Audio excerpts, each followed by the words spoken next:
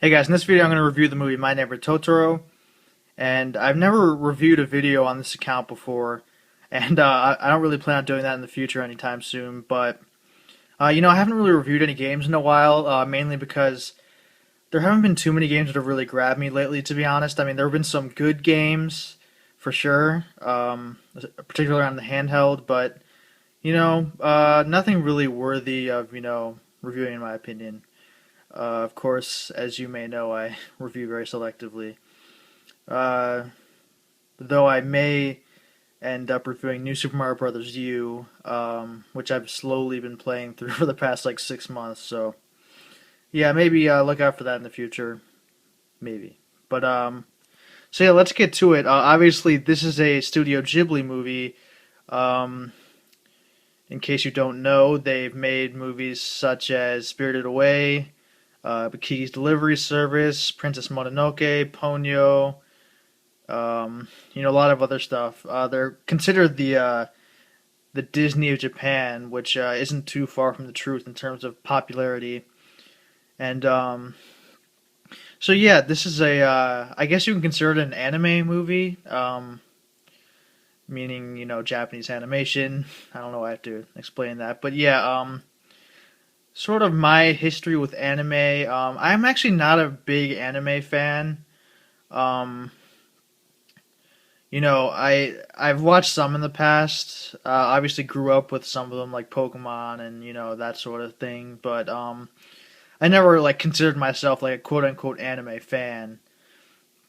But I think what really attracts anime fans to that medium, is present in this film. Like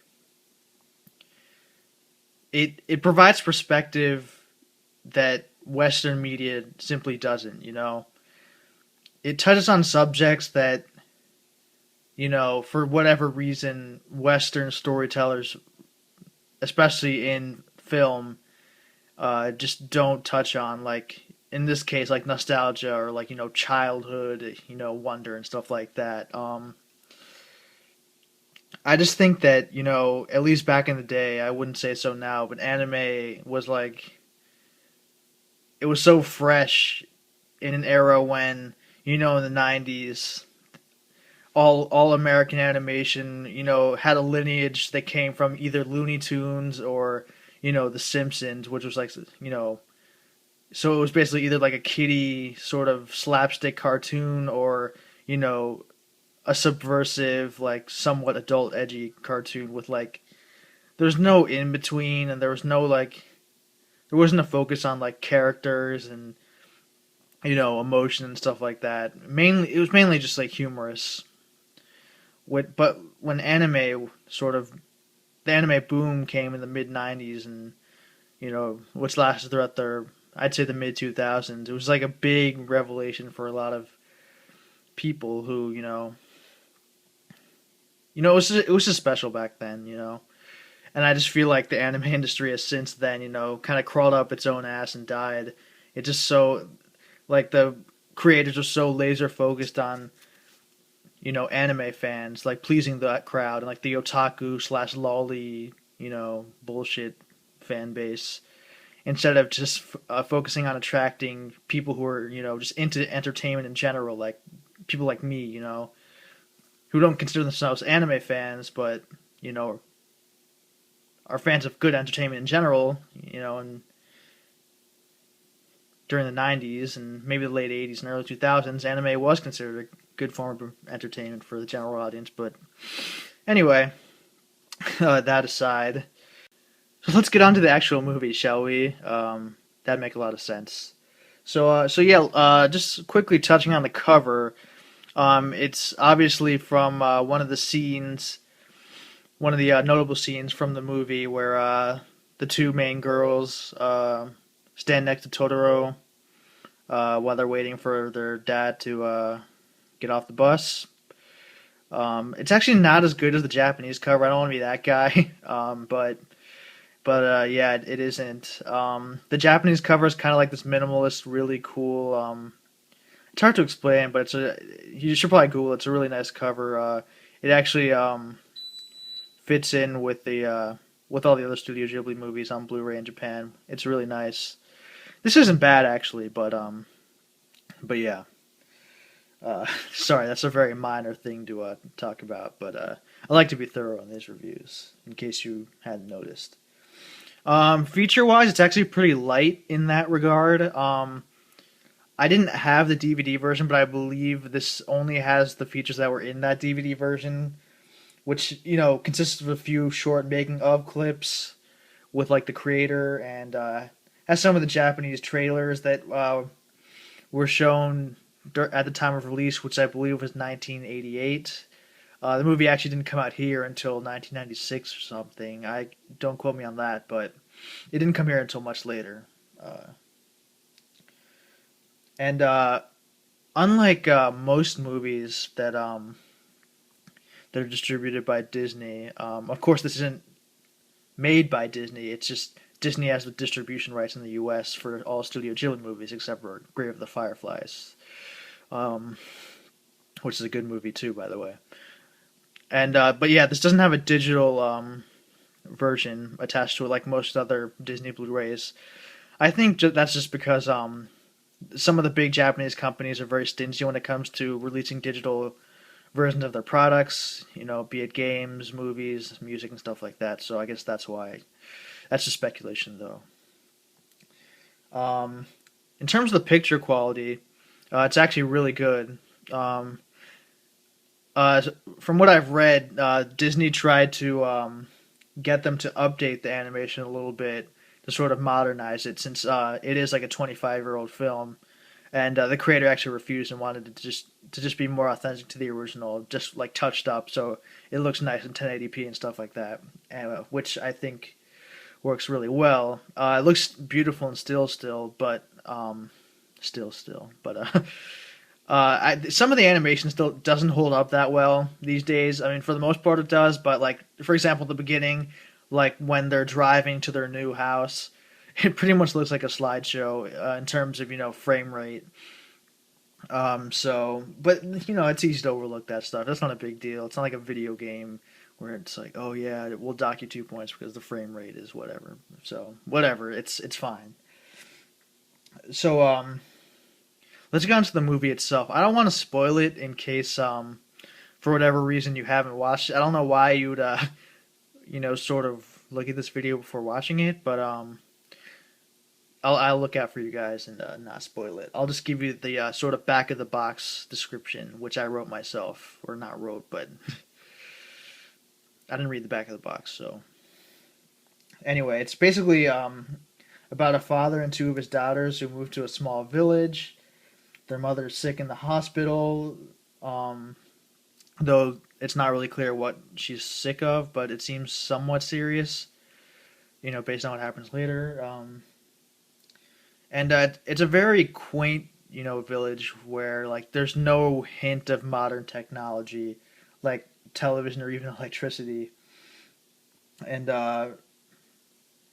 they live near this big tree that this creature named Totoro, which you can see on the front cover right here, he lives, that only kids can see. And yeah, I don't want to get into too much after that. The rest would probably spoil it, but it puts a very high emphasis on nature and sort of, glamorizing it. Um, and it just sort of focuses on the day-to-day lives of, child or children, it isn't action packed if that's what you're looking for, which is, in my opinion, one of its strengths. So let's get into why it's appealing, because based on what I've said, it doesn't seem that exciting, right? I mean, if you read short stories, I mean, this is pretty similar to that kind of stuff, right? So, sort of why I liked it, why I love this movie, and I don't know if I've said this already. It doesn't speak well to the fact that I don't remember what I've said in like this 5-minute video so far, but yeah, I just it's my favorite movie ever. I'm just gonna say it right now. I mean, that sounds a little extreme, maybe, but it's not. It's my favorite movie ever. And I'll get into why right now, actually. it I just really appreciated its authenticity, especially in that it features two children, a 10-year-old girl named Satsuki and one 4-year-old, I believe, named May. And they're depicted in very realistic, a realistic way, which you can't say for most media that features children. For example, I watched a couple episodes of this anime called Usagi Drop. I think it's pronounced Usagi. But yeah, it's about this little girl, and she's pretty much perfect in every way, which isn't the way kids are. But the creators were so afraid of the audience not liking the kid, a potentially bratty kid, so they made her perfect in literally every way. And there's like nothing you couldn't like about her, which sort of annoyed me. Because I still remember what it's like to be a kid, and I actually feel bad for parents now, thinking back. And but these kids are in My Neighbor Totoro are just more realistic. It just portrays the relationship as siblings as realistic, in every way pretty much. In fact, I actually have an older sister, and I could relate to May, the 4-year-old, because that I actually pretty much everything she does, I did at one point. Pretty much everything, actually. So that's why it resonated with me so much. And it just sorry, I love this movie so much I can't even think straight. That's how much I love it, guys. But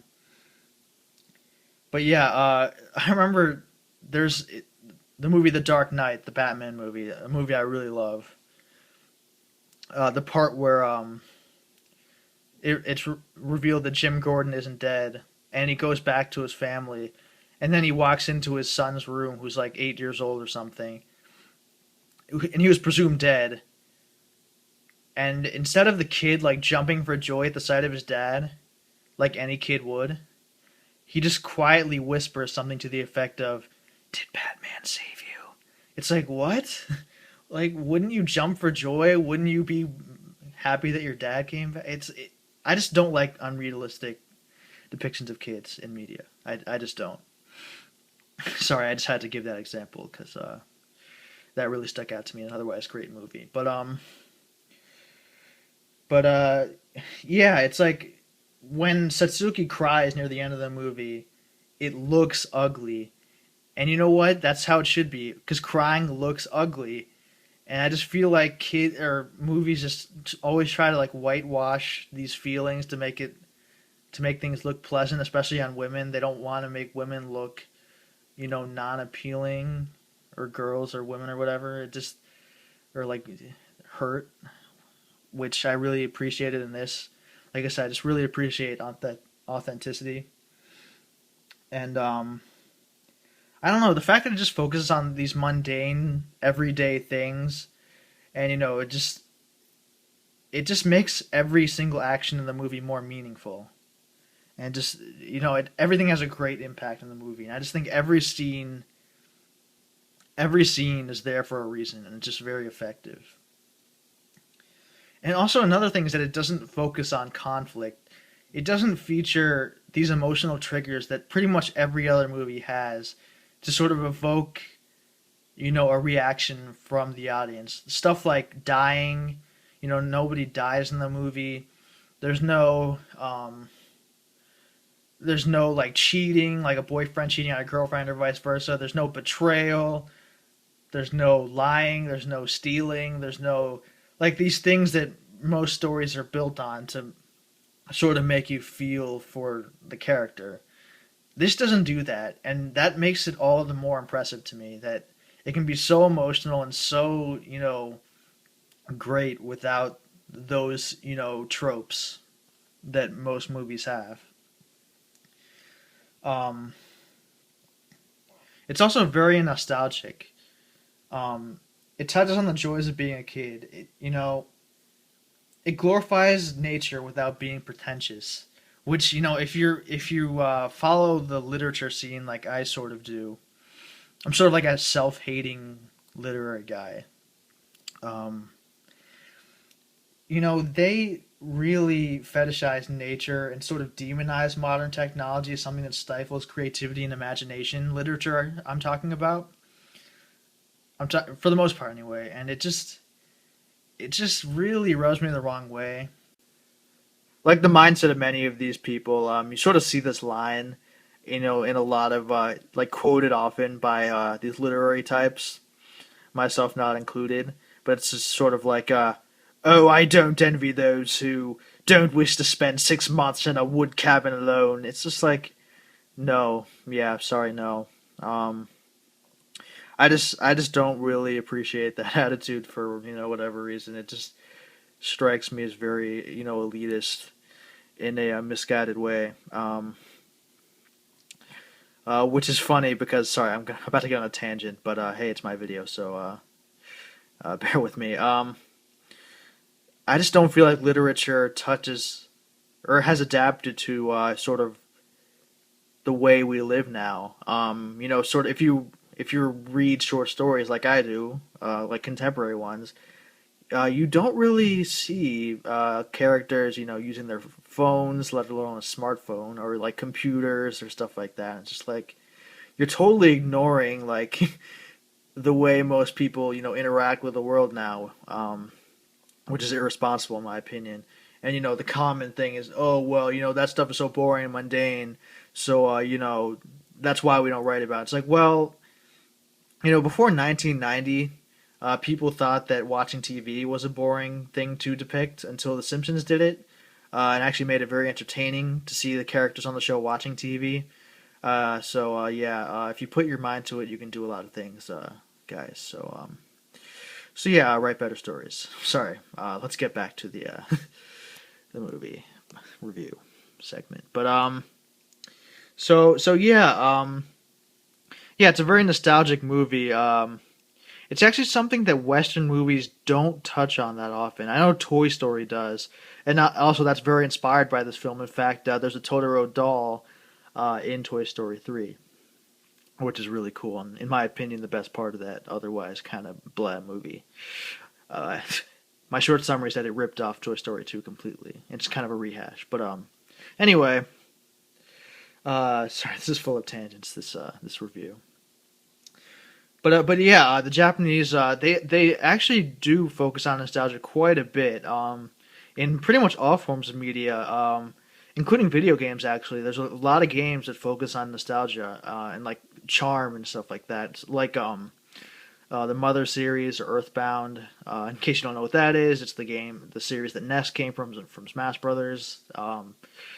Then there's Dragon Quest, which has very like charming dialogue, and this PlayStation only series called My Summer Vacation, and stuff like that. It's very common in Japanese culture to sort of depict nostalgia, which, like I said, is part of that sort of Japanese anime having different perspective on themes compared to American media, which is why it's valuable to have both.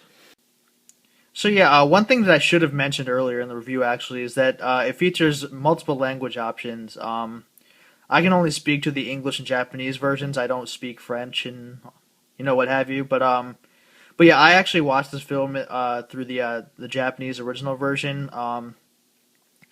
The dub features Dakota Fanning and her sister as the two main girls. It just didn't resonate with me. There was actually an older dub before Disney picked up the rights to the Ghibli movies, which I felt was actually very good and very, honest and genuine. But obviously, that's not in this version. You'd have to track down the VHS to hear that one. But if you can't do that, I would definitely watch the Japanese version. It just feels more authentic, and sort of the credits music at the end is it's more moving and like I said, genuine and just very. I just feel like it just feels more realistic. Um, Unlike here, the voice acting industry is very lucrative in Japan, and they actually do take it very seriously. Only a very few select people do that here, unfortunately, like Billy West and stuff like that. But yeah, I definitely go with the original Japanese version. It does have English subtitles, so you have no reason not to do that. It's not just me being an elitist prick, by the way. Um, I'm fine with dubs for the most part. But anyway, let's talk about the impact of the movie. This was very huge in Japan at the time. Well, not during the theatrical release. It actually, according to the one of the making of clips in the Blu-ray, it wasn't until it was actually shown on TV for the first time that it truly caught on. In theaters, it didn't do that well, just because it's not easy to sell people on this movie. Like I said, there's no action scenes. There's no girls with superpowers, which is was popular back then. Um, and it's already kind of a hard sell for people to watch movies featuring female characters, unfortunately. So yeah, it wasn't popular in the theaters, but fortunately it caught on like fire later on. And this is actually the reason why Studio Ghibli is still around these days. I think this is what put them on the map. So yeah, it has a huge impact on the Japanese market. It came here several years later. It never really caught on to the extent that Disney movies did, like The Lion King. Everyone's seen The Lion King, but actually not a lot of people have seen Totoro, outside of like nerds like me. Which is unfortunate because I think with the right marketing, I think this is better than any Disney movie. I just think in comparison, Disney movies are. I mean, I really love Disney movies. I've seen them all practically, but I just feel like these are more complicated. They're more nuanced. Disney movies are so black and white in the way they tell stories. Like, oh, there's this one evil guy and there's one good guy, and stuff like that. There's no good and evil in Totoro. It's not like that, which I really appreciated. But yeah, for whatever reason Disney isn't pushing this title as much as they should. This movie, I mean, maybe it's to protect their own properties, or maybe it's just because I have no idea. Honestly, I couldn't say.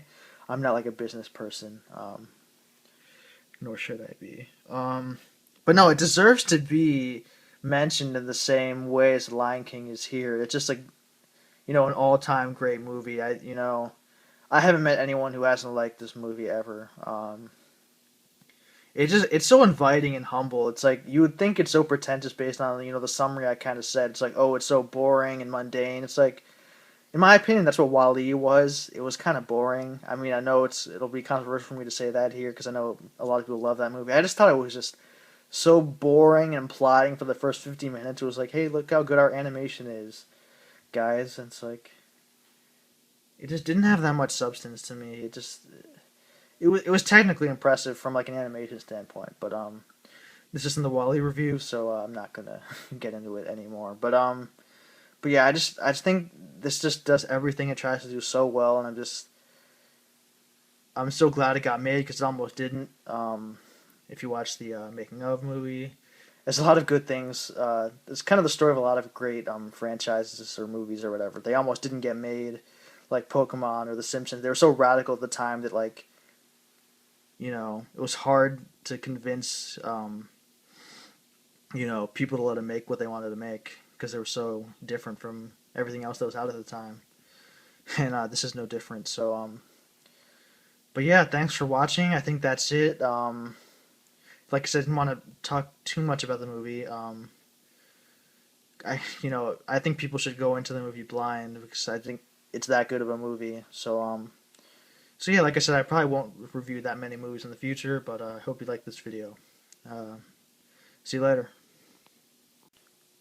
Sorry, I wanted to add something that I meant to talk about during the video, but so I mentioned the Earthbound and the Mother series that sort of focus on nostalgia, and a fun fact is that the father in Totoro is voiced by the creator of the Mother series, which is pretty cool. Just wanted to throw that out there. Thanks again for watching.